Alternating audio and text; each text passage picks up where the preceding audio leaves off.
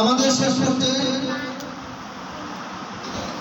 শেষ পর্যায়ে ফাতেমাতুজ জাহরা মহিলা মাদ্রাসার সম্মানিত মুহাদ্দিস হযরত মাওলানা মুফতি সুলাইমান আহমদী সাহেব, বিশিষ্ট ওয়াইজি হযরত মাওলানা মুফতি সুলাইমান আহমদী সাহেবকে সংক্ষিপ্ত আকারে 2 মিনিট কথা বলার জন্য অনুরোধ করছি।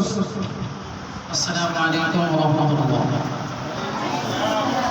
আসলে আমরা সবাই ব্যস্ত মানুষ, আমরা যত দ্রুত যেতে পারবো আমাদের জন্য ভালো। তারপরে যেহেতু আমাদের মহাব্বতের প্রিয় ভাই ওসমান সাহেব আমাদেরকে আজকে আপ্যায়নের দাওয়াত দিয়েছেন, এখানে আসছি দেখে খুব ভালো লাগলো এবং ছাত্রদের চেহারা দেখলে একটা আনন্দ লাগে। তবে আমি সংক্ষিপ্ত 3-4টা কথা। আজমত, ইজ্জত, মহাব্বত, খেদমত। কয়টা বলতো? আজমত, ইজ্জত, মহাব্বত, খেদমত। আজমত, এই মাদ্রাসা তোমার কাছে বড়, উস্তাদরা তোমার কাছে বড়, এটা দিলে রাখতে হবে। ইজ্জত, উস্তাদদেরকে ইজ্জত দিবা। যতক্ষণ পর্যন্ত কোনো উস্তাদকে ছাত্ররা সম্মান না দেবে সে আলেম হবে না। গেল আজমত, ইজ্জত, মহাব্বত। মাদ্রাসার যত আসবাবপত্র আছে, যত উস্তাদ আছে, তাদের প্রতি মহাব্বত থাকতে হবে। একটা ফ্যান 24 ঘন্টা ঘুরতেছে, একটু অফ করো।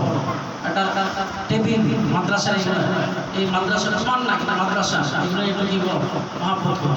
আজমত, ইজ্জত, মহাব্বত, খেদমত।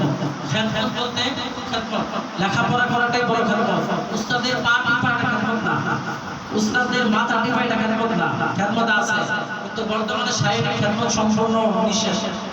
সেটা বলে দেয় কেন? এটা দিয়ে সমস্যা হয়, এই জন্য আছে খেদমত করবা, সিস্টেম আছে। কিন্তু আজমত, ইজ্জত, খেদমত, মহাব্বত যে কথাটা বললাম, খেদমত কোনটা? উস্তাদের একটা পাঞ্জাবি ধুয়ে দেয়, উস্তাদের একটা টুপি ধুয়ে দেয়, উস্তাদের মেসো আঁকা গায়ে দেয়, এক উস্তাদের জন্য একটু বিছানাটা সুন্দর করে কি করে দেবো, ঝাড়ু দেবো, এটাকে বলে খেদমত। তো সবচেয়ে বড় খেদমত হলো তোমাকে যা পড়া দিতেছে এই পড়াটা পূর্ণাঙ্গভাবে আদায় করাটা হলো কি খেদমত। বুঝতেছো তোমরা? এই সংক্ষেপে আমি কথা বললাম। আল্লাহ তাআলা আমাকে এই 4টা কথা বুঝিয়ে শুনে আমার তৌফিক দান করুন। আসসালামু আলাইকুম।